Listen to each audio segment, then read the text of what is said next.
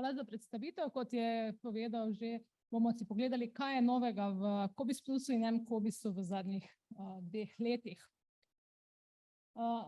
Čisto na kratko si bomo pogledali nekaj tehnoloških novosti, ki smo jih naredili v zadnjih 2 letih. Potem si bomo pogledali, malo bolj se bomo ustavili na COBISS Plusu in naprej še na koncu v aplikaciji mCOBISS. Kot sem omenila, zelo na kratko glede tehnoloških novosti. Izvedli smo zelo uspešen prehod iz Windows serverja 2012 na odprtokodne Linux strežnike in prehod iz aplikacijskega strežnika Wildfly 14 na Wildfly 26. Delo ob teh prehodih je bilo večplastno, zelo zahtevno in je zajemalo celovito prenovo programske kode za COBISS Plus in različnih servisov za mCOBISS. Ob vsem tem pa moram pohvaliti vse sodelavce, ker so delo opravili zelo uspešno, saj pri vseh teh prehodih in delu ni bilo zaznati nobenih večjih težav pri delovanju COBISS Plusa. Zdaj pa gremo kar na novosti, kar se tiče COBISS Plusa. Z vidika poenotenosti vstopne točke za vse vključene sisteme in tudi z vidika vzdrževanja smo izvedli eno večjo spremembo domene oziroma spletnega naslova za COBISS Plus. Ta se sedaj začne z plus.cobiss.net. Sledila je tudi sprememba oznake za COBISS Plus iz OPAC 7 v COBISS. Nato smo za ločitev med posameznimi sistemi dodali dvočrkovno oznako za sistem in na koncu še oznaka za jezik. Na tem mestu bi vas rada vse knjižničarje oziroma opozorila na to, da na vseh svojih spletnih straneh pogledate, če imate kjerkoli povezavo do COBISS Plusa in preverite, če ste to povezavo že spremenili na ta nov spletni naslov, kajti do konca leta bomo vse preusmeritve iz starega spletnega naslova umaknili in vam te povezave več ne bodo delovale. V zadnji namestitvi nove verzije COBISS Plus pa smo vključili eno novost in to je aplikacija Lokator knjig. Ta nam omogoča schematski izris prostora knjižnice in nato tridimenzionalni prikaz lokacije gradiva v knjižnici z tudi možnostjo navigacije. Namenjena je gradivo v prostem pristopu, povezava med COBISS Plus in prikazom v aplikaciji pa temelji na UDK oziroma interni oznaki za posamezno gradivo. In bi vam jaz tole aplikacijo sedaj predstavila v praktičnem primeru. Tole je prijavno okno za Lokator. Zakaj ne, ampak jaz vidim namreč.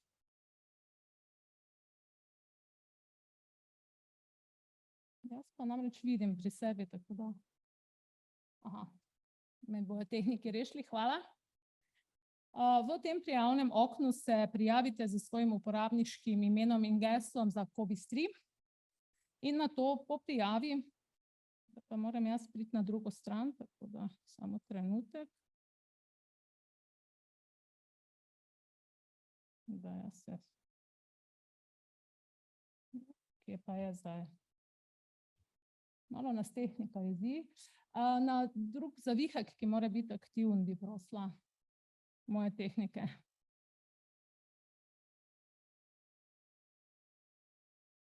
Mogoče pa bo tako šlo, evo.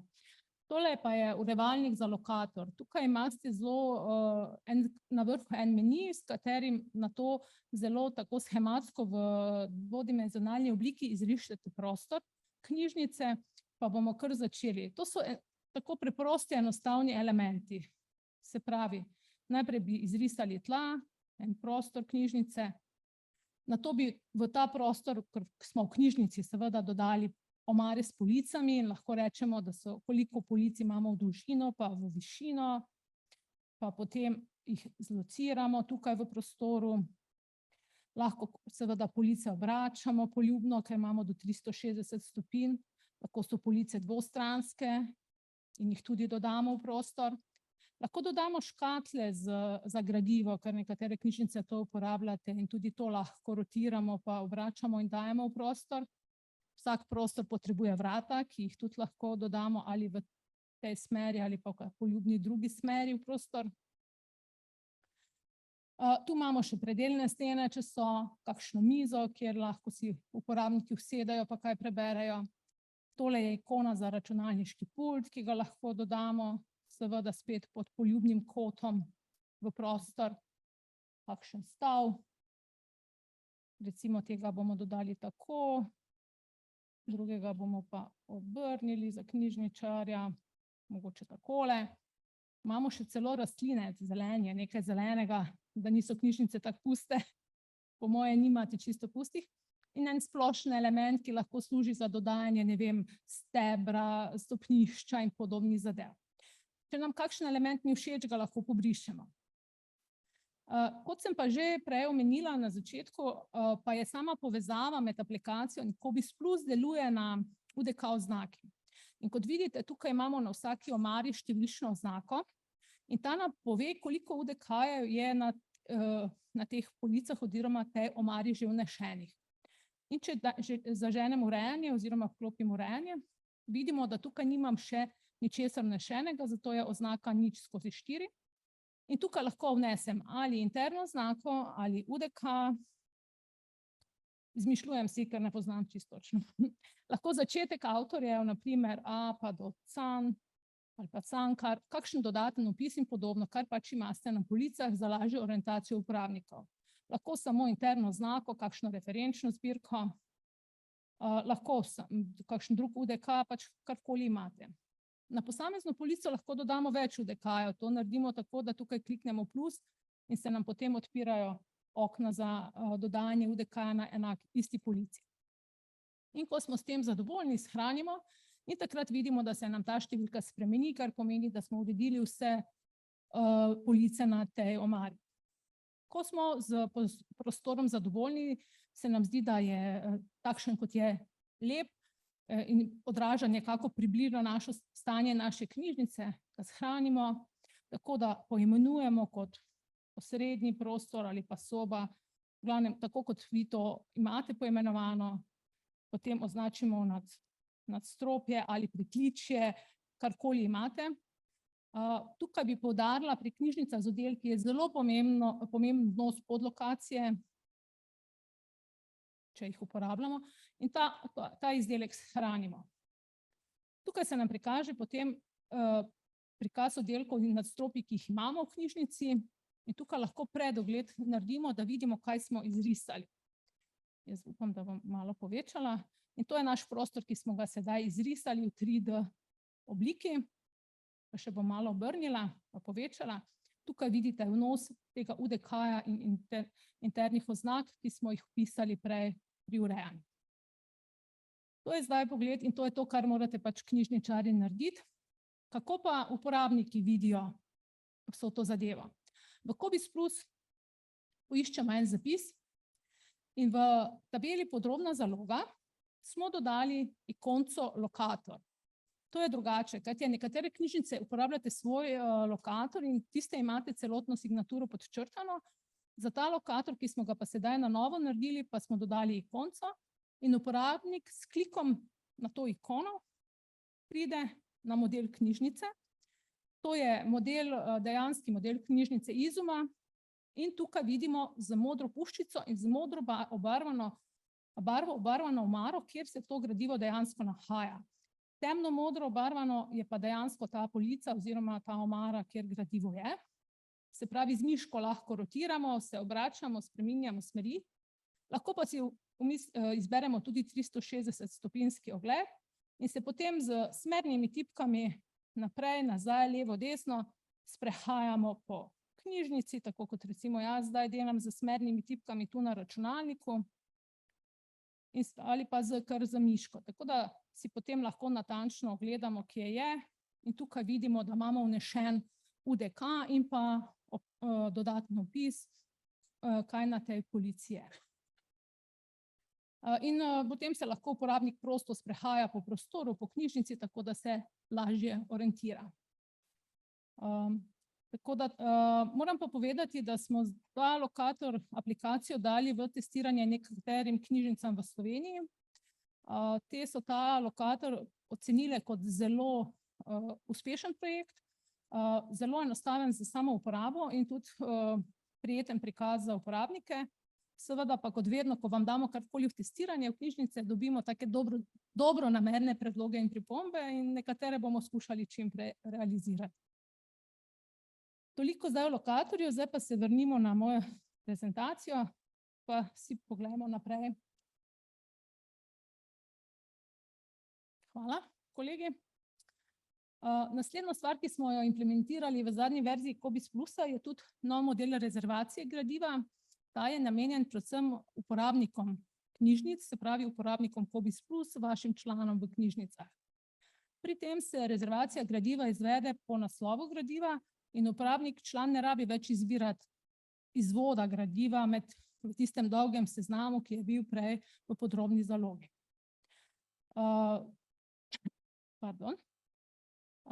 Vedno pa v tabeli, ki jo bom prikazala, oziroma je na tem slajdu, ki je sedaj na novo pod zapisom, prikaže mesto prevzema, smo mi poimenovali, to je lahko v knjižnicah z oddelki oddelek, kasneje bomo še pa dodali prevzemna mesta v knjižnicah s prevzemnimi mesti.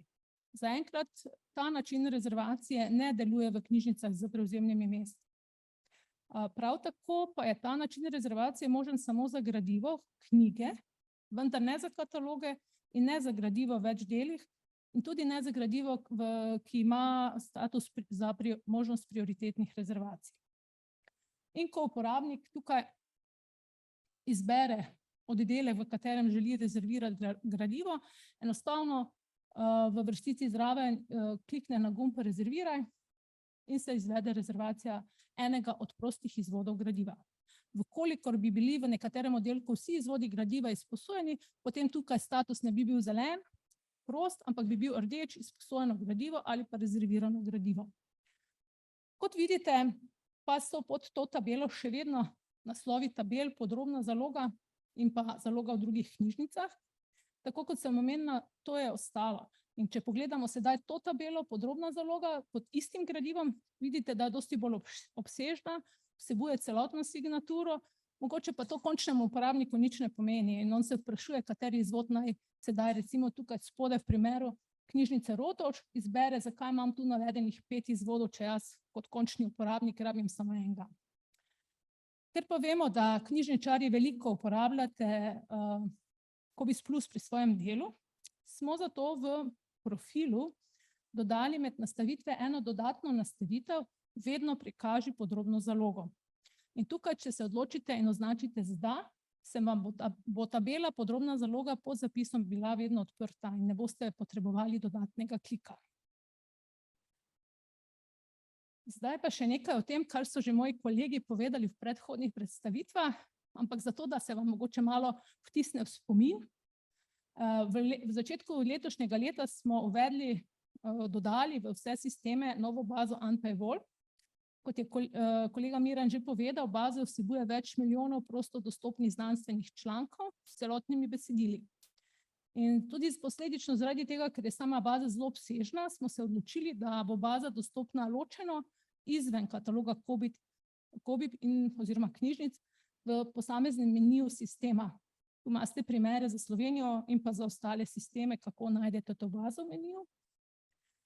In kot je kolega Miran že tudi pokazal, to je recimo seznam rezultatov, ko poiščete nekaj v tej bazi ANPA-Evolve in kot vidite je v stolpcu namesto statusa zaloge gumb celotno besedilo in s klikom na ta gumb celotno besedilo pridete avtomatsko do celotnega besedila in ne rabite nobene avtorizacije ničesar. Kaj so še pa druge dopolnitve, ki smo jih naredili v COBISS Plus? To moram poudariti, je samo manjši izbor tega, kar smo naredili, ampak toliko, da vam malo osvetlimo pa vas spomnimo na to.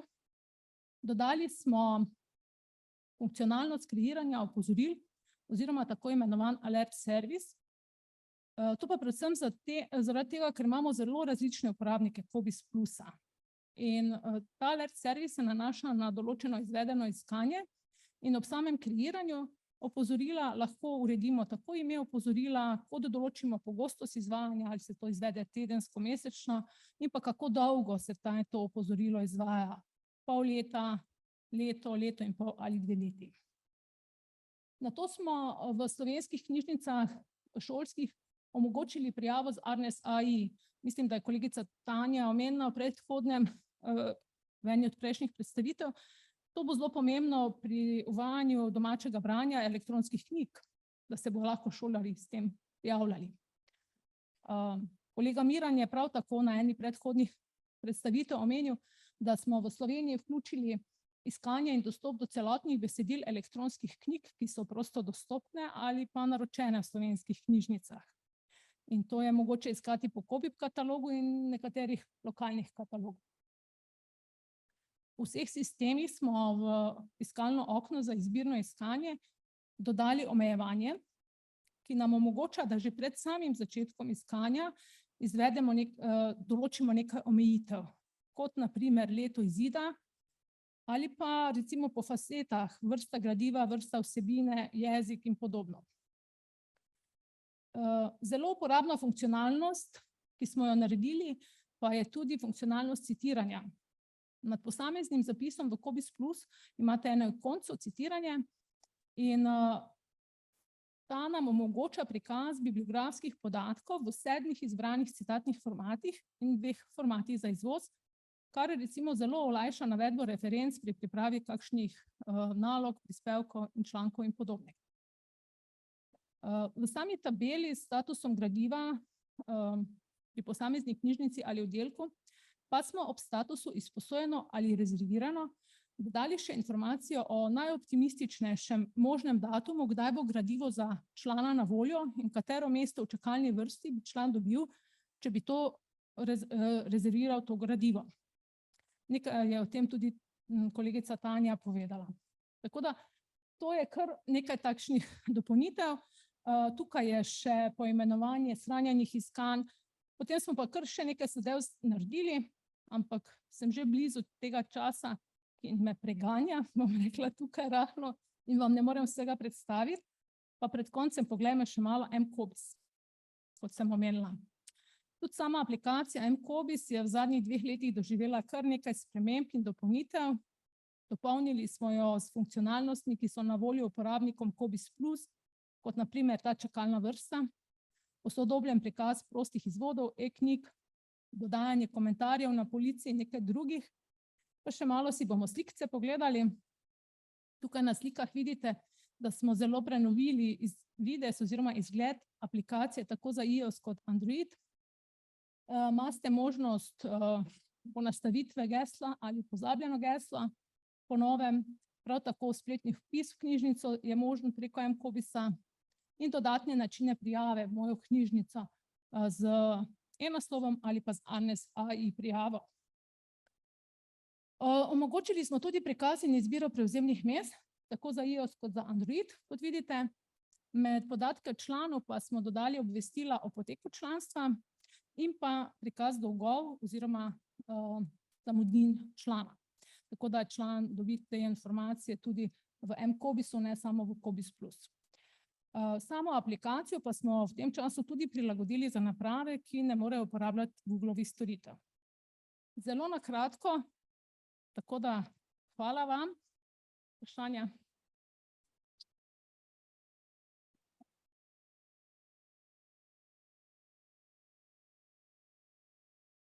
Zelo kratko vprašanje.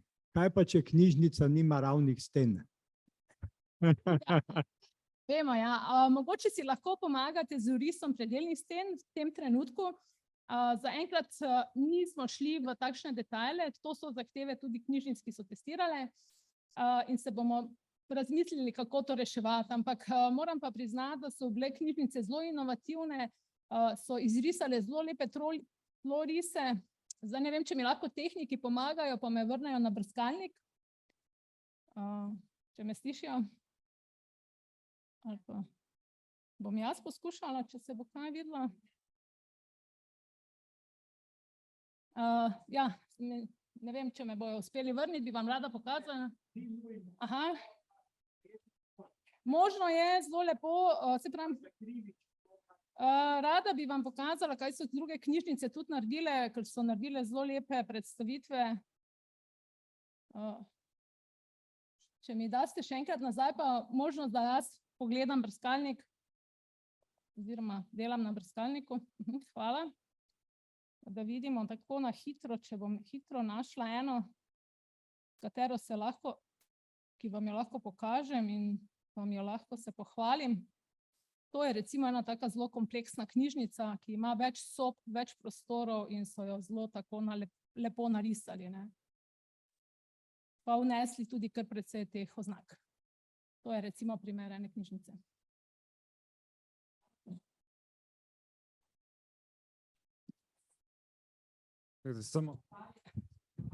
So ljudje še na spletu, pa vas ne slišijo? Zdravljeni, moje vprašanje je, če se tukaj lahko doda kakšna legenda, popis prostorov, poimenovanja, uparjena z recimo usmerjevalnim sistemom knjižnice. Zdaj, v tem trenutku še ne, bomo pa to imamo v planu nadgraditi, no.